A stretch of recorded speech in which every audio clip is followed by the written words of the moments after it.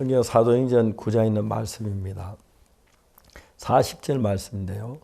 베드로가 사람을 다 내어보내고 무릎을 꿇고 기도하고 돌이켜 시체를 향해 가로되 다비다 일어나라 하니 그가 눈을 떠 베드로를 보고 일어나 앉는지라. 40절 한 절을 읽었습니다. 제가 1999년에 심장이 안 좋아 굉장히 어려웠습니다.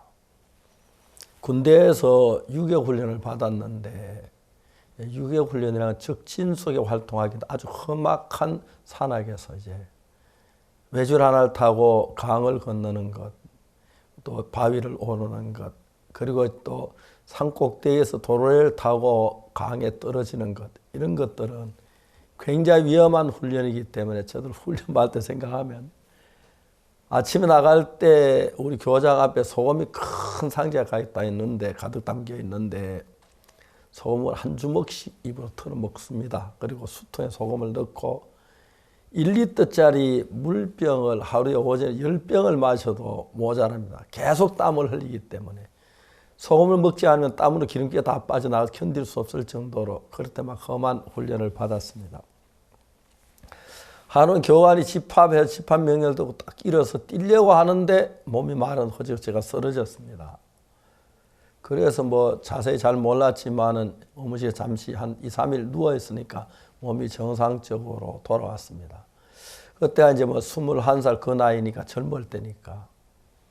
그때 제가 심장이 좋지 않았다는 사실을 알았습니다. 심장을 조심했는데 나이가 50살 신이 넘어가면서 심장 나쁜 게 서서히 드러나기 시작했습니다.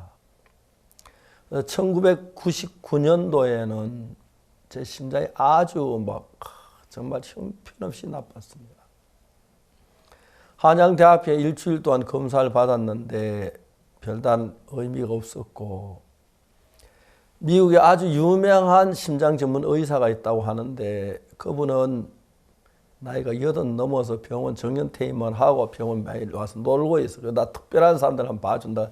제가 그분이 저를 맡아줬는데 아침부터 저녁까지 심장 검사를 했습니다. 뭐 러닝머신 뛰는 거, 그 활동하는 여러 가지 의사 시킨 대로 했는데 마지막 의사는 말하기를 절대 미안하다고, 당신 내가 도움을 줄 수 없다고, 전혀 손 쓸 수 없다는 이야기죠. 그리고 이제 한국에 돌아왔습니다. 그때 제가 대전에 있을 때인데 대전 제 선교센터를 짓고 있었는데 7층 발판 위에서 일하는 형제들을 보지 못했습니다. 보면 막 심장이 막 눈을 가리고 감고 그랬습니다.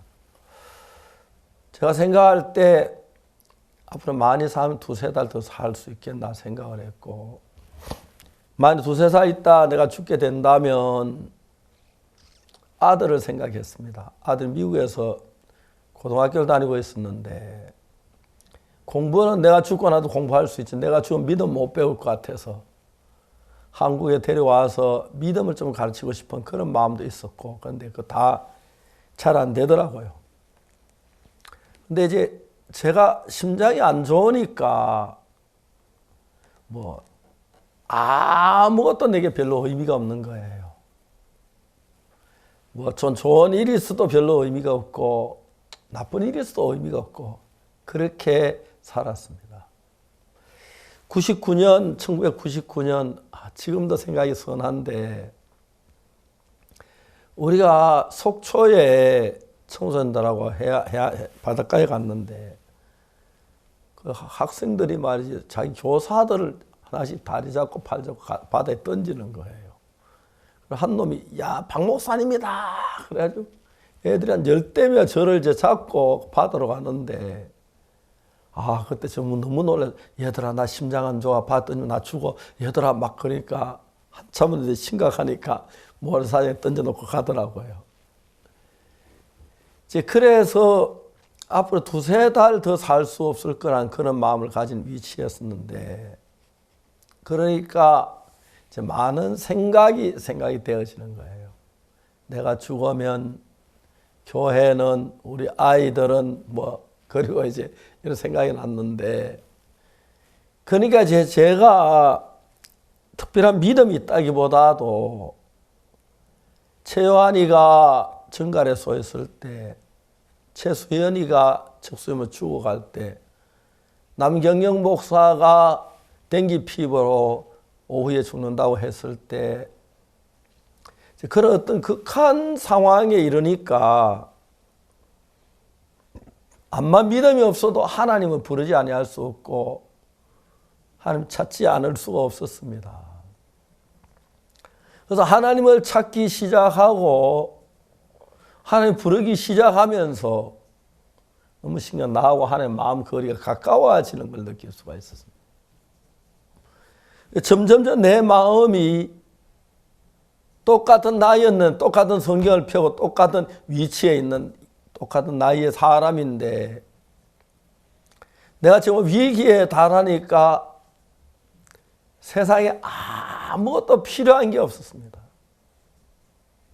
돈으로 해결될 수 있는 것도 아니고 지위나 뭐 그런 거 아무 의미가 없는데 예수님이 가까워지면서 신기한 것은 예수님에 대한 믿음이 이렇게 달라지는 걸 느낄 수가 있었습니다.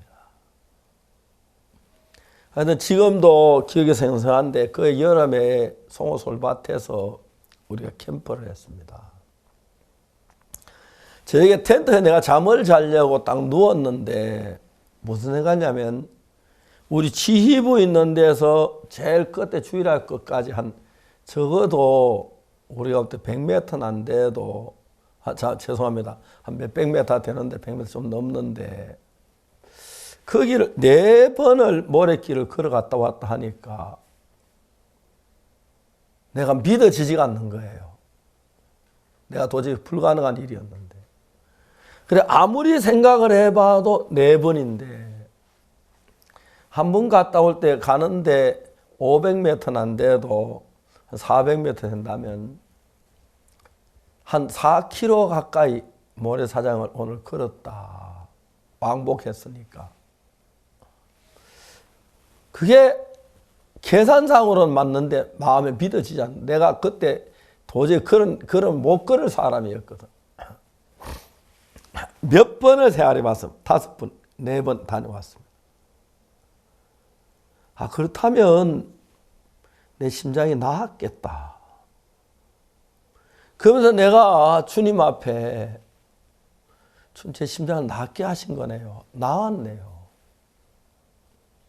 그래서 그 이튿날 아침에 가벼운 운동화를 신고 논길을 한번 뛰어봤습니다. 뛸만 하더라고요. 난리 난다고 했는데. 수양회를 마치고 제가 대전에 이제 그때 서대전 여자고등학교 저희들 교회에서 한 100m 정도밖에 안 돼서 새벽에 그 운동장에 갔습니다. 서대전 여자고등학교 운동장에 소나무가 있어 정말 아름답고 그 뒤에 장개석 총통 동상도 있고 그런데 한 바퀴가 300m인데 옆구리 아파 2바퀴를 못 돌겠더라고요. 근데 끊임없이 뛰었어요. 근데 그냥 뛴 것이 아니라 주님이 나를 낫게 하시겠다는 마음이 들면 뛰었는데 가벼운 운동화를 사가지고 내가 이 심장이 나쁜 것에 주님 앞에 기도하거나 뭐 의지 안 했는데 그때 주님을 의지하기 시작하면서 점점 주님이 내 마음에 가까워지는 걸 느꼈고 주님 내 심장을 고치셨다는 마음이 점점 들기 시작했어요. 러시아에 가서 상페테르부르크로 가서 그 왕궁이 있는데 그 왕궁에서 아침에 일어나 새벽에 조깅을 했고 아프리카에 있을 때도 새벽에 일어나서 조깅을 했는데 뛸만 하더라고요. 1km 뛰고 2km 뛰고 그냥 심장이 다 나와버린 거예요. 그 뒤에 이제 자주 이렇게 진찰해 보면은 심장 상태가 아주 좋고 헤모글로빈이 뭐 14.4라 그러고 하나님 너무 감사했어요. 그래 우리가 그냥 똑같은 일을 만나도 내가 어떤 병이 있거나 생활이 어렵거나 또 가정에 뭐 가족들과 마음이 상한 이런 일이 있을 때 가장 좋은 방법은 주님과 내 관계가 좋으면 다 문제가 안 되는데, 그때 이제 내 이런 문제가 주님의 문제예요. 주님하고 연결을 시키는 것이죠. 내가 심장이 안 좋은데 하나님 의지합니다. 놀랍게 그러면 내 마음이 점점 더 하나님 가까워지기 시작하고, 어느 시점에 도달했을 때는 전에 상상할 수 없는 생각을 하게 되는데, 내 심장 고치시겠구나, 낫게 하시겠구나, 그런 믿음이 내 마음 안에 일어나기 시작했습니다. 여기 베드로가 이제 있었는데, 욥바에 갔습니다. 욥바에 도로가란 자매가 있는데, 참 귀한 자매인데 죽어서 이제 시체를 씻어 다락에 눕혀 놨습니다. 그런 사람들이 베드로를 불러가지고 빨리 오라고 하는 겁니다. 도로가 자매가 죽었는데 왜 베드로가 와야 합니까? 이제 너무너무 이렇게 궁금했죠, 사람들은. 근데 우리가 이 도로가가 죽었는데 베드로를 불러온 사람들은 장례를 치르지 아니하고 시체를 씻어서 눕혀놓고 옷을 입혀 눕혀놓고 베드로를 불렀습니다. 베드로가 그 시체 있는 방에 들어가서 기도를 하고 무릎을 꿇고 기도하고 돌이켜 시체를 향해 가로되 다비다야 도로가야 일어나라 하니 그가 눈을 떠 베드로를 보고 일어나 앉는지라. 야, 이거 그래 저들 마음이 똑같은 박옥수 목사의 마음인데, 이 마음이 어떤 때는 예수님 더 가까이 갈 때가 있고 예수님 더 멀어질 때가 있고, 또 어떨 때 내가 진짜 예수님 필요로 할 때가 있고, 그냥 똑같이 내가 예수님만 산다고 해서도 이때는 정말 예수님의 도움이 필요합니다, 예수님 정말 도와주십시오 하고 필요할 때가 있고, 또 내가 필요하다면 내가 필요하다고 말만 해야 하는 게 예수님을 믿는 믿음이 있을 때 역사한다는 알기 때문에 믿음으로 주님 앞에 나아가 부신 그런 일들이 있는 거죠.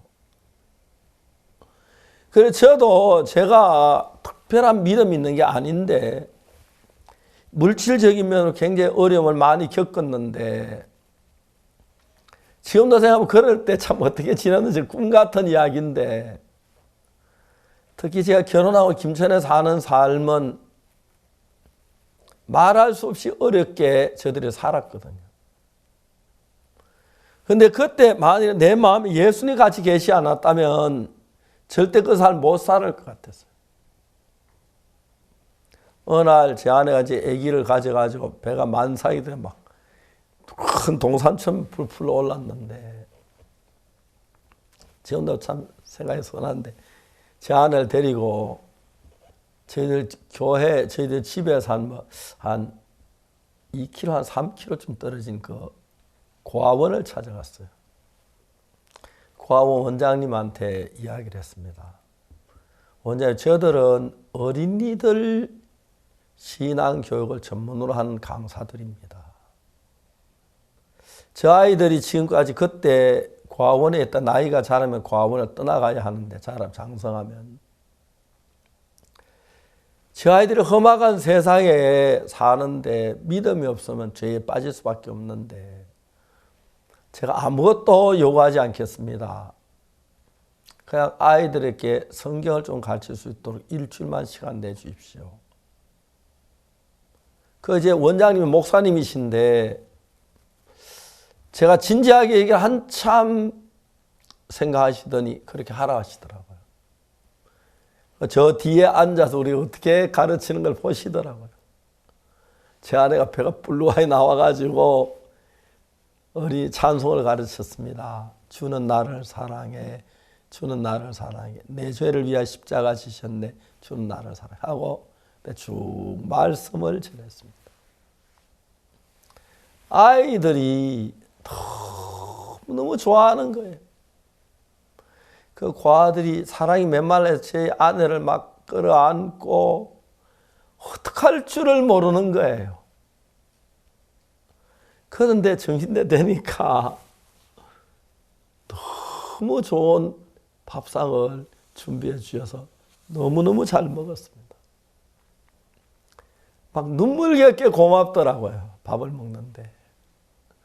점심을 먹고 또 저녁 때까지 쭉 말씀을 또 저녁을 차려주셔서 저녁을 먹고 저녁 먹고 난 뒤에 또 늦게까지 쭉 말씀을 전했습니다. 그래서 그 먼 길을 이제 또 걸어서 밤늦게 집에 돌아왔습니다. 제가는 걸음을 잘 못 걸어서 한참 걷다 보면 뒤에 처져서 있고 내 혼자 가서 가고 막 또 기다렸다가 그거 그랬는데 그날 이제 집에 자고 그 이튿날 아침 굶고 또 가서 그렇게 이제 일주일 동안을 성경을 가르쳤는데 너무너무 감사한 거예요. 근데 이제 그리고 제가 이제 크리스마스 칸타타 구미 교회 갔었는데 김천서 중고등학교 재단 이사장님이 오셨어요. 아, 네, 그 학교 잘 아는데요. 그랬더니 어떻게 아냐고. 그 이사장님 성함을 대니까 아, 그럼 우리 아버지라고. 그 아드님이 있었어요. 그래서 이제 만났고 그 다음에 학교 가서 갔는데 이래 오전 일하고 이제 점심때 식사하자 그러는데 아, 참 미안하다고. 제가 이 시간 다른 순서가 있어 오늘 안 되고 괜찮으면 내일 와서 점심 먹으면 되겠냐고 하더라고요. 아, 그러라고. 내일 내가 오겠다고. 대덕 수양 갈 시간이 있어가지고. 그 이튿날 제가 제 아들하고 같이 이제 갔습니다.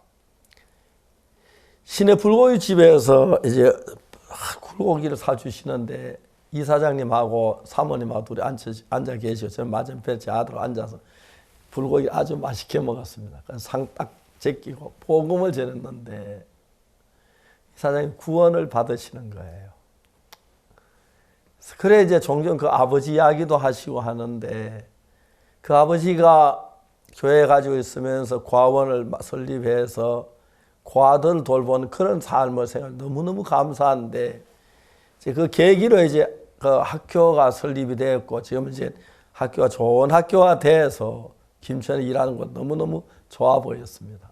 지금도 이제 가까이 시간 되면 자주 뵙고 하는데 이제 저희들이 어떨 때 똑같이 병이 있으면 병이 있으면 이러다 뭐 병원에 가자 낫겠지 뭐 의사 고치겠지 그렇게 생각할 수 있는데 간절하게 이 병이 낫고 싶을 때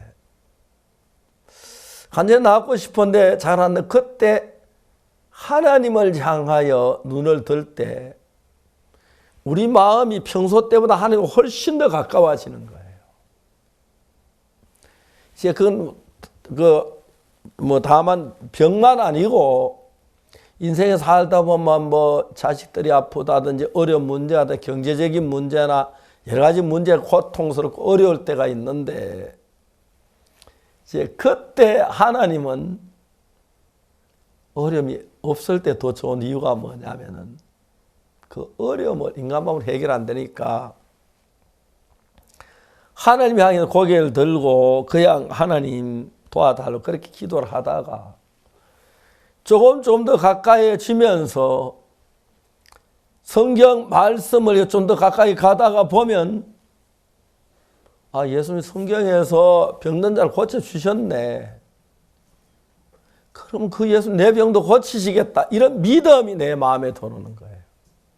물론 믿음 대번에 막 오는 거 아니고 참 기도하고 몇 번 안 되고 또 배가 더 아프고 막 그런데 그다음 믿음이 생기면서 내가 한번 기도할 때 병이 나았고 또 다른 형제 아파할 때 기도할 때 병이 나았고 그 믿음이 자라가는 거예요. 자라가고 그러면 또 어떤 형제함이 아프면 또 기도하면 낫겠다는 믿음이 생기고 실제 낫는 일들이 생기고 이게 그냥 막연하게 된 게 아니라 하나님과 우리 가까이 부딪히면 부딪힐수록 내가 어려운 일이 많아서 하나님 나가야 기회가 많으면 많을수록 좋고 하나님 만난 뒤에 또 하나님 가까워지면 하나님 역사하시니까 그만큼 믿음이 자라면서 아, 이 병도 낫네. 저 형제도 기도하면 낫겠구나. 이렇게 믿음이 자라가는 거예요. 도로가가 죽었습니다. 다비다라고 하는 사람이 이를 번역하면 도로가라 그러는데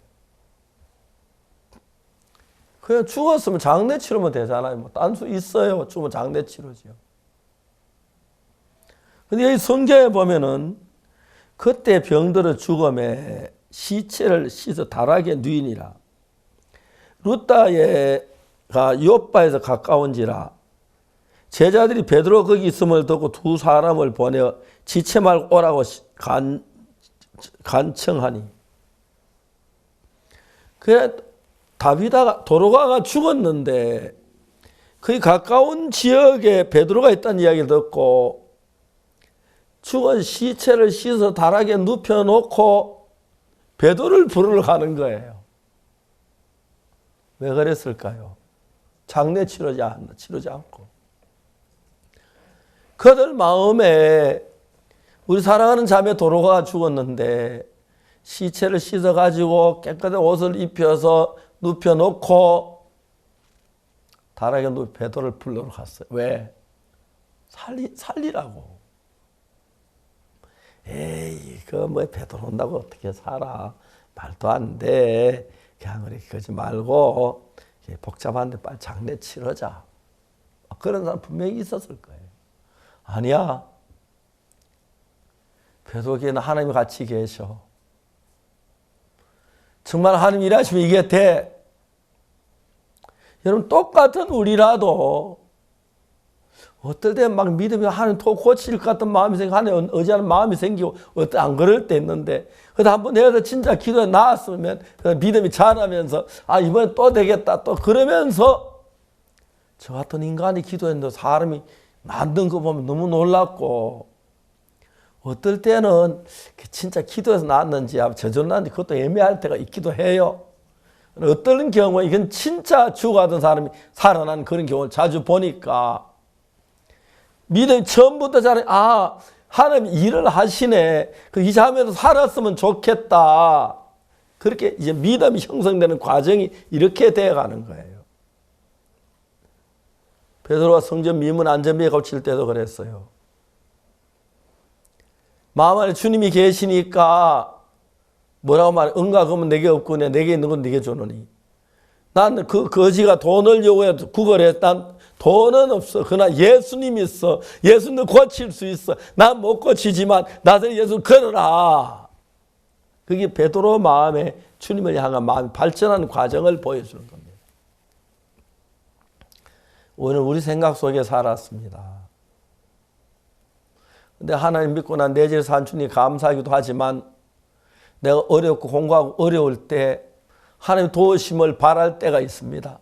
간절히 기도하고 도우심을 바라면서 기도하다 보면 하나님 나를 돕겠다는 그 믿음이 일어날 때가 있습니다. 그래서 한번 기도해서 하나님이 응답해 주시면 믿음이 또 자랍니다. 아, 기도하니까 하나님 응답하시네. 이번에도 기도하면 응답하시고 되겠구나. 그렇게 이제 우리 믿음이 자라가는 겁니다. 도로아가 죽었을 때 죽어서 장례 치르면 되지. 시체를 뭐 보기 좋은 걸 놔두고 그래 씻고 막 그래 빨리 장례 치르지. 그 당시에 아나니아 삽비란 죽었는데 시체 금방 갔다 장례 치르고 오더라고. 그러니까 삽비라고 왔는데도 장례 치러 온 줄 모르더라고요. 그 사람과 또 내가 그러더라고요. 사람들 마음에 예수님이 가까운 사람들은 어떤 사람이면 문제가 생길 때 제일 먼저 예수님의 생각이 떠오릅니다. 그리고 예수님을 도울 것이란 마음이 생깁니다. 열왕기하 8장에 여호와의 말씀을 들을 때 내리맘 때 사마리아 성문에 고운 가루 한 세겔 보리두스 한 세겔 한다. 그랬을 때 왕의 장관은 여호와께서 하늘에 창을 내신다 어찌 그런 일이 있을 수 있으리 그랬습니다.